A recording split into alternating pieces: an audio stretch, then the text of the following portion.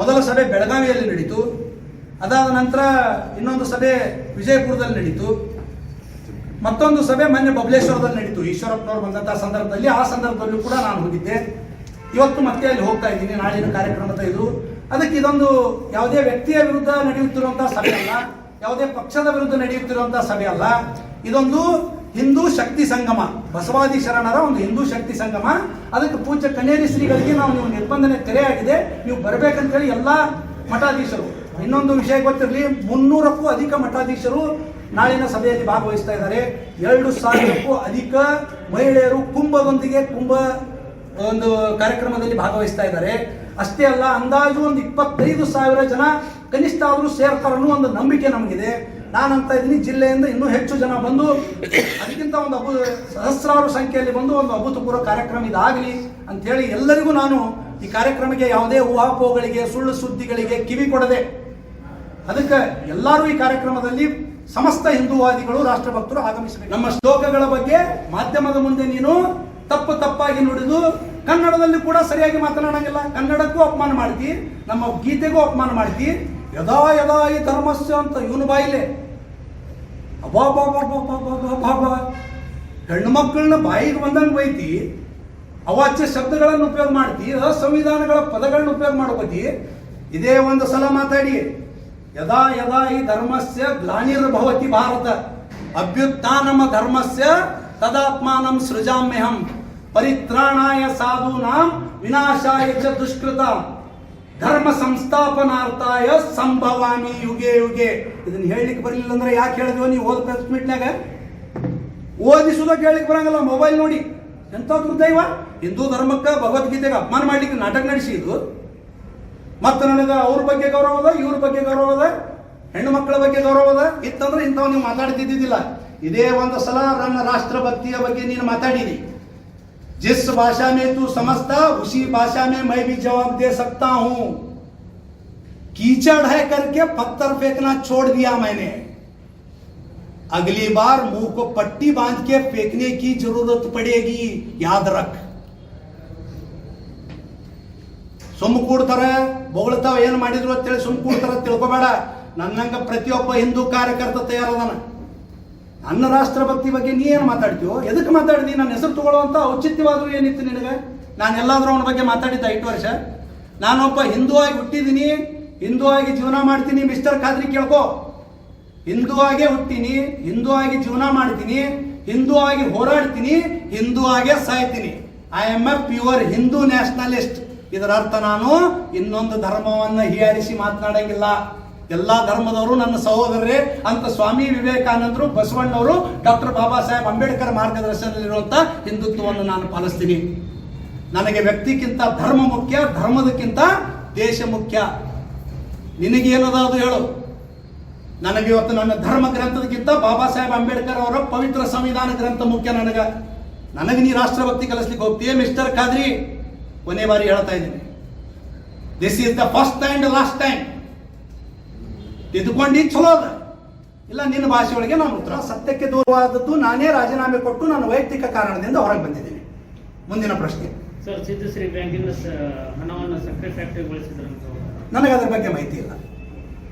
ಸರಿ, ನಾನು ಈಗಾಗಲೇ ಬಿಟ್ಟು 8 ತಿಂಗಳಾಯ್ತು, ಅದರ ಬಗ್ಗೆ ನನಗೆ ಮಾಹಿತಿ ಇಲ್ಲ. सर, यूनिफॉर्म सिविल कोड के बारे में बात कर रहे हैं आप। हाँ। यूनिफॉर्म सिविल कोड तो अभी बना नहीं है, लेकिन क्या संविधान के अंदर जितने भी जो धाराएं हैं, क्या इसकी जरूरत है उसके बावजूद भी कि सिविल काम जो बोल रहे हैं वो उस कानून के बारे में? बहुत अच्छा प्रश्न आपने पूछा। यूनिफॉर्म सिविल कोड इसलिए जरूरी है, according to constitution of India article 44 शायद, उसके हिसाब से हमको इसलिए अभी लागू करना है क्योंकि भारत की जनसंख्या विश्व में दिन बर दिन बढ़ती जा रही है। 232 देश इस भूमि पर है, उसमें भारत 1 नंबर पर है पॉपुलेशन में। 146 करोड़ जनसंख्या हमारी हो चुकी है। इसको हमको इधर ही प्रिटेंड करने के लिए ये यूनिफॉर्म सिविल कोड लाना, जनसंख्या पॉपुलेशन कंट्रोल बिल लाना बहुत जरूरी है, इसलिए मैं आग्रह किया।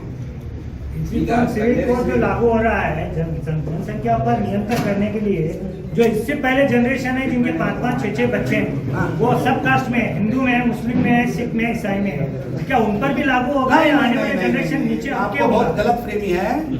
जो कानून लागू होगा, जो जब से स्टार्ट होता है तब से शुरू होगा, पिछले का उससे लेना देना नहीं रहेगा। ऐसा हमारा कानून है, कॉन्स्टिट्यूशन में ऐसा है। पिछले जो हुआ हो गया, कल तक क्या हुआ वो पता नहीं। जो ಕಾನೂನು ಹೋಗ ತब से ಇವತ್ತು ಯಾರೇ ಹೇಳಿರ್ಬೋದು ಜನಪ್ರತಿನಿಧಿಗಳು, ಇದು ನಮ್ಮೊಳಗೆ ಕಚ್ಚಾಡುವಂತ ಸಂದರ್ಭ ಅಲ್ಲ.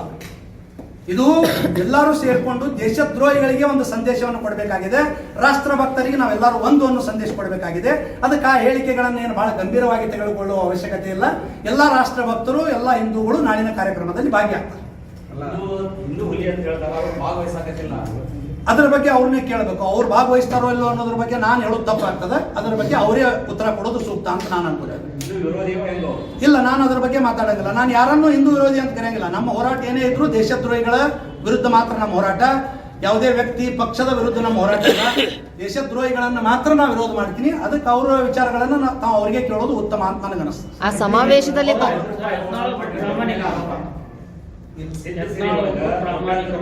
ನಾನು ಯಾರು ಪ್ರಾಮಾಣಿಕ ಕೊಡ್ಲಿಕ್ಕೆ ಸರ್ಟಿಫಿಕೇಟ್ ಕೊಡುವ ವ್ಯಕ್ತಿ ಅಲ್ಲ. ನಾನು ಇಲ್ಲಿ ನನ್ನ ಉದ್ದೇಶ ನಿನ್ನೆ ನಡೆದಂತ ನನ್ನ ಮೇಲೆ ಆಪಾದನೆ, ರಾಷ್ಟ್ರದ್ರೋಹಿ ರೀತಿಯಲ್ಲಿ ಆಪಾದನೆ ಮಾಡಿದ್ರು, ಅದಕ್ಕೋಸ್ಕರ ಹಾಗೂ ಯೂನಿಫಾರ್ಮ್ ಸಿವಿಲ್ ಕೋಡ್, ಜನಸಂಖ್ಯಾ ನಿಯಂತ್ರಣ ಕಾಯ್ದೆ ತರಗೋಸ್ಕರ ವೈಯಕ್ತಿಕ ಟೀಕೆ ಟಿಪ್ಪಣಿಗಳನ್ನು ಮಾಡ್ಲಿಕ್ಕೆ ನಾನು ಹೋಗಂಗಿಲ್ಲ.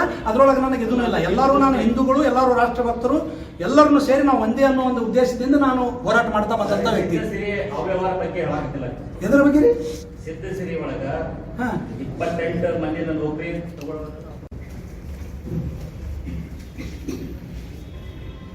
ನಮ್ಮ ಕರುನಾಡಿನವರೇ ಆದ, ನಮ್ಮ ಜಿಲ್ಲೆಯವರೇ ಆದ ಅದೃಶ್ಯ ಕಾಡ ಸಿದ್ದೇಶ್ವರ ಶ್ರೀಗಳು ಇವತ್ತು ಮಹಾರಾಷ್ಟ್ರದ ಕೋಲ್ಹಾಪುರದ ಕನೇರಿಯಲ್ಲಿ ಒಂದು ಮಠವನ್ನು ಮಾಡಿ ಮಹಾರಾಷ್ಟ್ರ ಹಾಗೂ ಕರ್ನಾಟಕಕ್ಕೆ ಬೇಕಾದಂತ ಒಬ್ಬ ಕಾಯಕ ಯೋಗಿ ಗುರುಗಳಾಗಿ ಇವತ್ತು ಎಲ್ಲರಿಗೂ ಬೇಕಾದಂತ ಒಬ್ಬ ಪೂಜ್ಯ ಸ್ವಾಮೀಜಿಗಳಿದ್ದಾರೆ.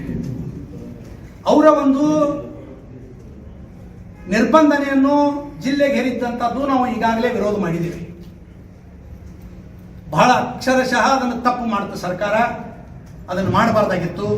ನಿರ್ಬಂಧನೆ ಯಾರ ಮೇಲೆ ಮಾಡಬೇಕಾಗಿತ್ತಪ್ಪ ಅಂದ್ರೆ, ಯಾರು ಹಿಂದೂ ದೇವಿ ದೇವತೆಗಳನ್ನು ಅವಮಾನಿಸಿದ್ರಲ್ಲ, ನಮ್ಮ ಶಿವಪಾರ್ವತಿ, ಗಣೇಶ, ವೀರಭದ್ರ, ರಾಮ, ಸೀತೆಯನ್ನು ಅಪಮಾನಿಸಿದ್ರಲ್ಲ, ಅವ್ರನ್ನ ನಮ್ಮ ಕರ್ನಾಟಕ ಸರ್ಕಾರ ಇವತ್ತು ಕರ್ನಾಟಕದಿಂದ ನಿರ್ಬಂಧನೆ ಮಾಡಬೇಕಾಗಿತ್ತು.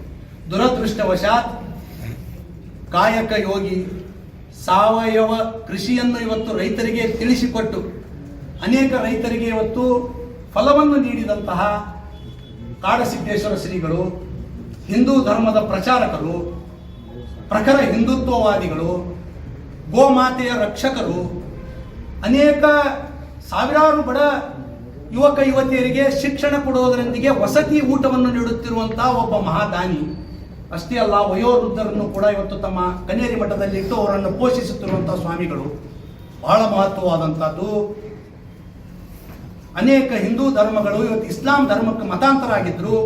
ಅವರನ್ನು ಇವತ್ತು ಮರಳಿ ಮಾತ್ರ ಧರ್ಮ ಹಿಂದೂ ಧರ್ಮಕ್ಕೆ ಕರ್ಕೊಂಡು ಬರುವಂತ ಒಬ್ಬ ವೀರ ಸನ್ಯಾಸಿ ಅದೃಶ್ಯ ಕಾಡಸಿದ್ದೇಶ್ವರ ಸ್ವಾಮೀಜಿಗಳು. ಅವರ ಕುರಿತಾಗಿ ನಾಳೆ ಕಾರ್ಯಕ್ರಮ ಬಬಲೇಶ್ವರದಲ್ಲಿ ಒಂದು ಐತಿಹಾಸಿಕ ಕಾರ್ಯಕ್ರಮ, ಬಸವಾದಿ ಶರಣರ ಹಿಂದೂ ಉತ್ಸವ ನಡೀತಾ ಇದೆ. ಆ ಉತ್ಸವಕ್ಕೆ ನಾನು ಹೋಗ್ತಾ ಇದ್ದೀನಿ.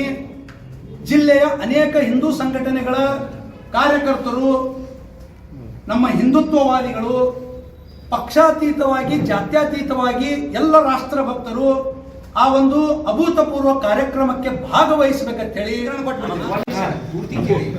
ಮಠಾಧೀಶರನ್ನ ಸೊಳೆ ಮಕ್ಕಳು ಅಂದಿಲ್ಲ. ರಾಘವಣ್ಣಗಿರಿ ಬಹಿರಂಗವಾಗಿ ಹೇಳ್ತೀನಿ ನಿಮ್ಮ ಪ್ರಶ್ನೆಗೆ ಉತ್ತರ ಕೊಡ್ತೀನಿ. ಕನೇರಿ ಶ್ರೀಗಳು ಯಾವುದೇ ಮಠಾಧೀಶರನ್ನ ಅವಾಚ್ಯ ಶಬ್ದಗಳಿಂದ ಬೈದಿಲ್ಲ. ಅವರು ಬೈದಿರೋದು ಹಿಂದೂ ದೇವಿ ದೇವತೆಗಳನ್ನ ಯಾರು ಅಪಮಾನ ಮಾಡಿದ್ರಲ್ಲ ಅವರಿಗಂದಾರ. ಕೆಲವರು ಕನೇರಿ ಶ್ರೀಗಳ ವಿರೋಧಿಗಳು ಎಲ್ಲರನ್ನೂ ಬೈದಾರ ಅಂತ ಹೇಳಿ ಅದನ್ನು ಬಿಂಬಿಸ್ಲಿಕ್ಕತ್ತಾರ. ಅದನ್ನು ನಾನು ಖಂಡನೆ ಮಾಡ್ತೀನಿ. ಅಂದೇ ಇಲ್ಲ, ಆ ಶಬ್ದಕ್ಕೆ ಬೇರೆ ಇಲ್ಲಿಲ್ಲ. ಅಲ್ಲಿ ಬಂದಂತ ಓದಿದ್ದೀನಿ ನೋಡಿದ್ದೀನಿ. ಮುಖ್ಯಮಂತ್ರಿ ಇಲ್ಲ, ಯಾರು ನಮ್ಮ ಹಿಂದೂ ದೇವತೆಗಳನ್ನು ಅವಮಾನಿಸಿದ್ದಾರೆ ಅವರ ಭಾಷೆಯಲ್ಲಿ ಅವ್ರಿಗೆ ಉತ್ತರ ಕೊಟ್ಟಿದ್ದಾರೆ. ಅಂದ್ರೆ ಅವರಿಗೆ ಎಲ್ಲರಿಗೂ ಅಲ್ಲ. ನಾನು ಇವತ್ತು ಅಂದ್ರೆ ಅವರು ಒಪ್ಕೊಂಡ್ರೆ ಇಲ್ಲ, ನಾನು ಹೇಳ್ತಾ ಇರೋದು ಯಾರು ನಮ್ಮ ದೇವಿ ದೇವತೆಗಳನ್ನು ಹೀಯಾಳಿಸಿ ಮಾತನಾಡಿದ್ದಾರೆ ಅವ್ರಿಗೆ ಕೊಟ್ಟಿದ್ದಾರೆ. ಇನ್ನೊಂದು ಇರ್ಲಿ, ಈಗ ಬಸವ ಸಂಸ್ಕೃತಿ ಉತ್ಸವದಲ್ಲಿ ಭಾಗಿಯಾದಂತ ಸ್ವಾಮಿಗಳು ನಮ್ಮವರೇ. ಆಮೇಲೆ ನಾನು ಕೇಳ್ತೀನಿ, ಇನ್ನೊಂದು ಕೊನೆಯದಾಗಿ ಹೇಳ್ತೀನಿ, ಬಸವ ಸಂಸ್ಕೃತಿ ಉತ್ಸವದಲ್ಲಿ ಏನು ಮುಖ್ಯಮಂತ್ರಿಯವರ ಸಮ್ಮುಖದಲ್ಲಿ ಜಿಲ್ಲಾಡಳಿತದಲ್ಲಿ ಭಾಗಿಯಾದಂತ ಸ್ವಾಮೀಜಿಯವರು ಹಿಂದೂ ಸ್ವಾಮಿಗಳೇ, ಕನೇರಿ ಶ್ರೀಗಳು ಹಿಂದೂ ಸ್ವಾಮಿಗಳೇ. ಒಂದ್ ನಿಮಿಷ ನಾನು ಮುಗಿಸ್ತೀನಿ. ಇವರು ಹಿಂದುತ್ವಕ್ಕಾಗಿ ಹೋರಾಡ್ತಾ ಇದ್ದಾರೆ. ಅದಕ್ಕೆ ನಾನು ನಮ್ಮೊಳಗೆ ಜಗಳಾಡೋದು ಬೇಡ. ಎರಡೂ ಕಡೆಯಿಂದ ಮಠಾಧೀಶರಿಗೆ ಒಂದು ವಿನಂತಿಯನ್ನು ಮಾಡ್ಕೋತೀನಿ, ನಮ್ಮೊಳಗೆ ನಾವು ಜಗಳಾಡೋದು ಬೇಡ. ಇದರ ಫಾಯ್ದೆಯನ್ನು ಮೊನ್ನೆ ವಿಜಯಪುರದಲ್ಲಿ ನಡೆದಂತ ಒಂದು ಹೋರಾಟದಲ್ಲಿ, ಯಾವುದೋ ಹೋರಾಟದಲ್ಲಿ ಒಬ್ಬ ಹಿಂದೂ ವಿರೋಧಿ ಬಂದು ನಮ್ಮ ಸ್ವಾಮಿಗಳಿಗೆ ಚಪ್ಪಲಿಲಿ ಹೊಡೆಯುವಂಥದ್ದು ಮಾಡ್ದ. ಅದನ್ನು ಎಷ್ಟು ಮಂದಿ ಖಂಡಿಸಿದ್ರಿ?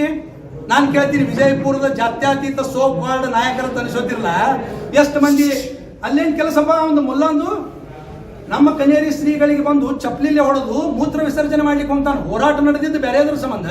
ಆ ಹೋರಾಟನೇ ಪೂಜ್ಯರ ಫೋಟೋ ತರ್ತಾನೆ.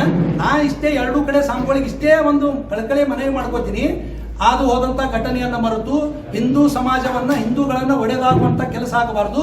ಎಲ್ಲರೂ ಕೂಡಿ ಇವತ್ತು ಬಸವಣ್ಣವರು ನಮ್ಮವರೇ, ಡಾಕ್ಟರ್ ಬಾಬಾ ಸಾಹೇಬ್ ಅಂಬೇಡ್ಕರ್ ಅವರು ನಮ್ಮವರೇ, ಕ್ರಾಂತಿವೀರ ಸಂಗೊಳ್ಳಿ ರಾಯಣ್ಣ ನಮ್ಮವರೇ, ರಾಣಿ ಚೆನ್ನಮ್ಮನ ನಮ್ಮವರೇ, ಛತ್ರಪತಿ ಶಿವಾಜಿ ನಮ್ಮವರೇ ಅನ್ನೋ ಭಾವನೆಯೊಂದಿಗೆ ಎರಡೂ ಮಠಾಧೀಶರು ಕುತ್ಕೊಂಡು ಇದನ್ನು ಬಗೆಹರಿಸಿ ಈ ವಿವಾದಕ್ಕೆ ತೆರೆ ಹಾಡಬೇಕಂತೇಳಿ ತಮ್ಮ ಮಾಧ್ಯಮದ ಮುಖಾಂತರ ನಾನು ಅವರಲ್ಲಿ ಆರೈಕೆ ಮಾಡ್ಕೊತೀನಿ, ವಿನಂತಿ ಮಾಡ್ಕೊತೀನಿ. ಹಜರತ್ ಖಾನ್ ಬಾಬಾ ತಂತ್ರ ಮಂತ್ರದ ಪ್ರಸಿದ್ಧಿ ಪಡೆದ ಮಹಾಗುರುಗಳು. ವಿಜಯಪುರ ನಗರದ ಶ್ರೇಷ್ಠ ಹೆಸರುವಾಸಿಯಾದ ಹಜರತ್ ಖಾನ್ ಬಾಬಾ ನಿಮ್ಮ ಪ್ರತಿಯೊಂದು ಸಮಸ್ಯೆಗಳ ಬಗ್ಗೆ ಖಾತ್ರಿ ಹಾಗೂ ಸಮಾಧಾನ ಪಡೆಯಿರಿ. ಹಜರತ್ ಖಾನ್ ಬಾಬಾ ವಿಜಯಪುರ ನಗರದಲ್ಲಿ ಕಳೆದ 20 ವರ್ಷಗಳಿಂದ ತಮ್ಮ ಸ್ವಂತ ಮನೆ ವಿಳಾಸದಲ್ಲಿದ್ದು ಸಾರ್ವಜನಿಕರ ವೈಯಕ್ತಿಕ ಸಮಸ್ಯೆ, ದೋಷಗಳನ್ನ ಪರಿಹಾರ ಮಾಡುತ್ತಿದ್ದಾರೆ. ಹಜರತ್ ಖಾನ್ ಬಾಬಾ ಸಂತೋಷದ ಸುದ್ದಿ ಕೇಳಿ ಆನಂದ ಆಗಬಹುದು. ಇವರು ಪಿಶಾಚಿ ಮತ್ತು ಭೂತದ ಕಾಟ ಮಾಟ ಮಾಡಿದ್ದು ತೆಗೆಯುತ್ತಾರೆ ಮತ್ತು ಬಹಳ ಕಾಲ ಮಕ್ಕಳಾಗದಿದ್ದರೆ ಹಾಗೂ ದಮ್ಮು, ಹೊಟ್ಟೆ ನೋವು, ಹೆಣ್ಣು ಮಕ್ಕಳ ತೊಂದರೆಗಳು, ಕಾಮಣಿ, ಇಸುಬು ಇವರ ಔಷಧ ಹಾಗೂ ಮಂತ್ರಶಕ್ತಿ, ದಿವ್ಯ ಶಕ್ತಿಯಿಂದ ಹಜರತ್ ಖಾನ್ ಬಾಬಾ ಇವರು ಆರೋಗ್ಯ ಚಿಕಿತ್ಸೆ ನೀಡಿ ನಿಮ್ಮ ಕಷ್ಟ ನೋವುಗಳನ್ನ ದೂರ ಮಾಡಿಕೊಡುತ್ತಾರೆ. ನಿಮ್ಮ ಸಮಸ್ಯೆಗಳಾದ ಮನಸ್ಸಿನ ಇಚ್ಛೆ, ಪ್ರೇಮ ವಿವಾಹ ಸಮಸ್ಯೆ, ನೌಕರಿ ಸಮಸ್ಯೆ, ಪತಿ ಪತ್ನಿಯರ ಸಮಸ್ಯೆ, ಆಸ್ತಿ ವಿಚಾರ, ಮಾಟ ಮಂತ್ರದ ಬಗ್ಗೆ, ಆರೋಗ್ಯ ತೊಂದರೆ, ಗುಪ್ತ ರೋಗಗಳು, ಶತ್ರುಕಾಟ, ಉದ್ಯೋಗ ಸಮಸ್ಯೆ, ಗೃಹ ಸಮಸ್ಯೆ, ಕೋರ್ಟ್ ವಿಚಾರ, ಸಾಲಬಾಧೆ, ಧನ ಸಂಪತ್ತು ಪ್ರಾಪ್ತಿ ಬಗ್ಗೆ, ಸಂತಾನ ಪ್ರಾಪ್ತಿ ಬಗ್ಗೆ, ರೋಗಿಗೆ ಔಷಧ ನಾಟುವ ಬಗ್ಗೆ, ವಿವಾಹ ಸಮಸ್ಯೆ, ವಿದ್ಯೆ ಸೇರಿದಂತೆ ಈ ಎಲ್ಲಾ ಪ್ರತಿಯೊಂದು A to Z ಸಮಸ್ಯೆಗಳ ಬಗ್ಗೆ ಖಾತ್ರಿ ಹಾಗೂ ಸಮಾಧಾನ ಪಡೆಯಿರಿ. ಹಜರತ್ ಖಾನ್ ಬಾಬಾ ಕಳೆದ 2 ದಶಕಗಳಿಂದ ತಮ್ಮ ಸ್ವಂತ ಮನೆ ವಿಳಾಸದಲ್ಲಿದ್ದು ಸಾರ್ವಜನಿಕರ ವೈಯಕ್ತಿಕ ಸಮಸ್ಯೆ, ದೋಷಗಳನ್ನ ಪರಿಹಾರ ಮಾಡುತ್ತಿದ್ದಾರೆ. ನಿಮ್ಮ ಸಮಸ್ಯೆಗಳ ಪರಿಹಾರಕ್ಕೆ ಕರೆ ಮಾಡಿ ಪರಿಹಾರ ಪಡೆದುಕೊಳ್ಳಬಹುದು. Mobile number 9972183841. ಸ್ವಂತ ಮನೆ ವಿಳಾಸ Hazrat Khan Baba, Sainik school, first gate, bus stop, Ibrahim Roza back side, Horti plot, Rahim Nagar, Vijayapura.